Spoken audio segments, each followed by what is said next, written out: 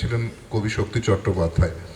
তো থিয়েটার কোথাও আমাদের মানুষ হয়ে মানুষের পাশে দাঁড়াতে বলে, থিয়েটার কোথাও সত্যি কথা বলবার সাহস যোগায়, থিয়েটার কোথাও নিজেকে চিনতে শেখায়।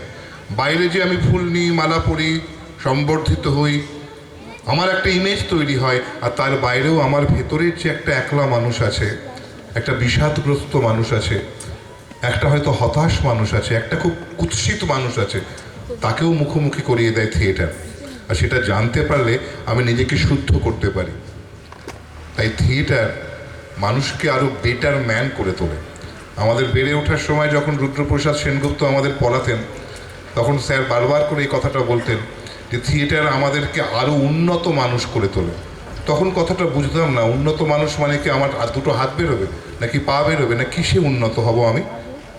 যে মান আর হুঁশ নিয়ে মানুষ, যেগুলো প্রায় আমরা হারিয়ে বসেছি, আমাদের সম্মানবোধ হারিয়ে গেছে, আমাদের হুঁশ হারিয়ে গেছে, কনসাসনেস হারিয়ে গেছে, আমাদের ঠিক ভুল জ্ঞান খুলিয়ে গেছে, তার মধ্যে দাঁড়িয়ে এই থিয়েটার, মৌমিতা, শ্রীপদ, এই নেজার ভাবনার বন্ধুবান্ধব, মনীষ, এরা সবাই মিলে চেষ্টা করছে যে থিয়েটারের মধ্যে দিয়ে আবার একটু বেঁচে নেবার, একটু শ্বাস নেবার।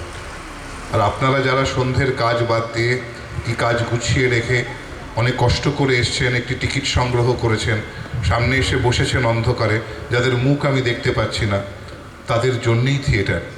আমি থাকি সুদূর শান্তিপুরে, আমি সকাল 9:30 থেকে জার্নি করছি, করে বিকেলবেলা এসে পৌঁছেছি, অনেক দূর এসেছি শুধু এই কারণে যে আমি আমার কথাগুলো, আমাদের কথাগুলো শেয়ার করতে চাই আপনার সঙ্গে, যাতে আপনি আমি মিলে আগামী দিনটা আরও সুন্দর হয়ে ওঠে।